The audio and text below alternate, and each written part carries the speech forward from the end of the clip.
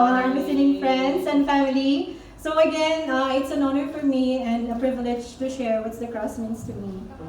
The cross for me is hope and the beauty of life.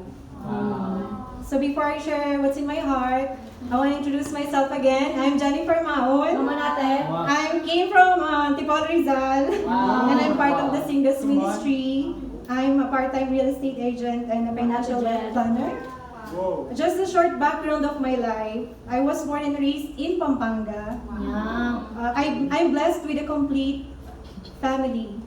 Panganay po ako sa 6 na magkakapatid. Growing up, namulat na ako sa hirap ng buhay at madaming responsibilidad bilang panganay. So, nakakapagod and seeing our situations in life, tinatak ko sa isip ko na I needed to do everything to work harder and do something para mabago yung life namin. And to help my family.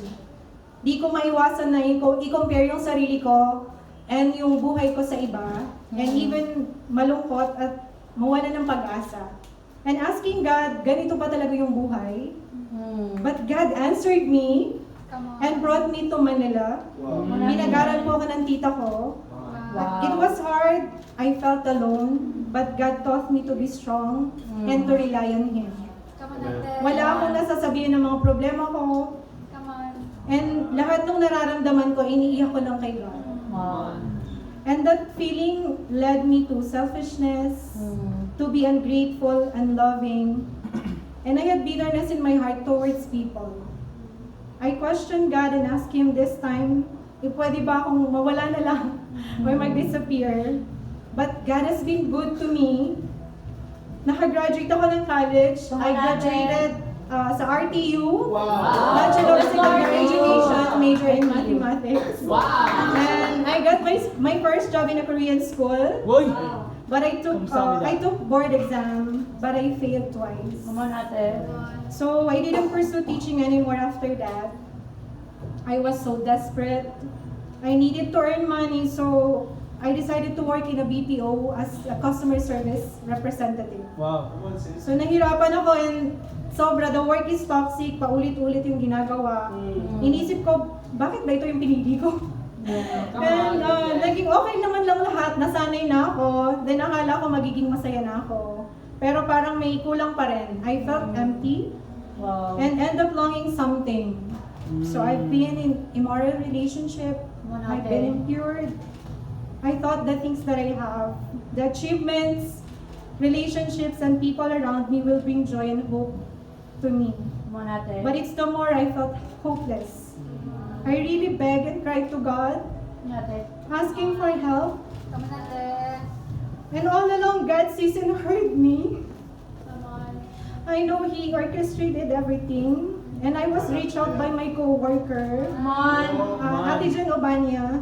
So he invited me to the church to study the Bible.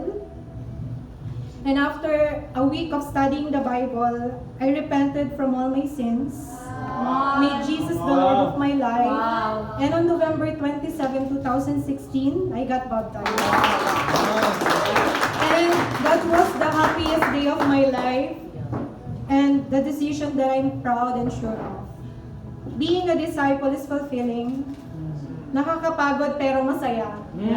Totoong masaya siya. Masarap maging disciple. Because I found my purpose. I got a chance to serve God. And I have a deep relationship with God. For almost 9 years of being a servant and a daughter of God, I am truly grateful and blessed. I've learned the true way of life, and I've seen the beauty of it. There are struggles, challenges, hardship, temptations, and my faith and love for God was tested. So I struggled with my job, and because of the schedule, my routine was consumed by work and sleep. I felt tired. I had no time for other things and no quality time with God. I felt hopeless again when my prayers were not answered, and I felt stuck and felt nothing good is happening in my life. So I started to compromise, choose to rest, became idle, complacent, and too comfortable that my days would end without doing something for God. And over time, my heart hardened. Paulit-ulit ako sa sin ko with impurity, not confessing on it, and then not taking communion. I came to the point of giving up as I was ashamed and guilty. And I grew even more tired of confessing, thinking that I will fail again. I resorted to isolating myself, nagsisinso, not replying to disciples. And I thought that going to church and living the kingdom instead. I felt na walang pakialam yung iba sa akin.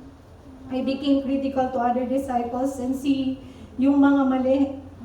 I also decided to step down sa leadership and thinking to focus on my relationship with God first. It was hard and painful because I know I'm hurting God and the disciples. But God, again and again, has been good to me. He never stopped loving me and showing me His grace. He still gives me hope and a chance to go on and to continue to serve Him. So many times He calls me to do something for Him. I was asked to share a testimony for Women's Day. Wow. I even asked to go to a mission team in Thailand. Wow. And being the admin and many other things.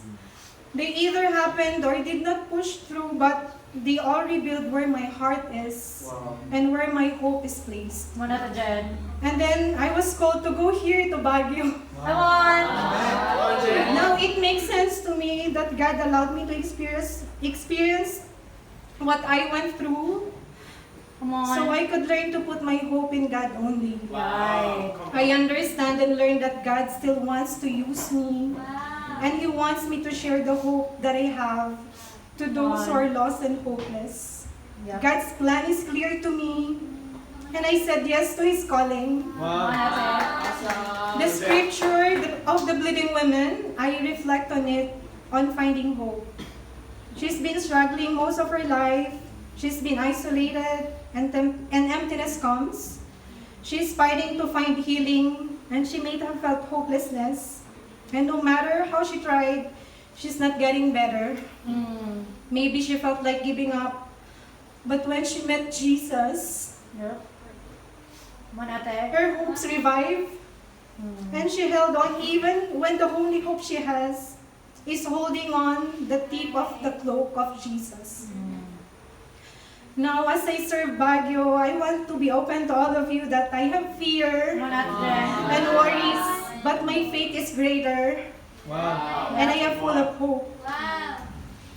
Knowing that God is always with me and I am in the kingdom. I'm happy that I will get to bring the hope to the lost women here. And I could help people find hope even to the most desperate situations. Even when it means holding on to the tip of His cloak, it would be all worth it. So as we take the bread and the juice, let us remember the cross of Jesus. Remember what Jesus went through. He was physically and emotionally tortured. He endured all the pains and died on the cross for all of us, for us to be saved. He has brought us hope, so we will no longer need to walk in darkness, to not become hopeless, but to see and experience the beauty of life. My encouragement is for you, family, to remain in the hope you first found when you were baptized. And be with Jesus every day. Because every day is a new day, a new hope, and a new life. Hold on to Jesus, especially when everything else falls apart. Let Him hold us together, family, until He says, "Go, your faith has healed you." I love you all, and thank you so much for listening to that.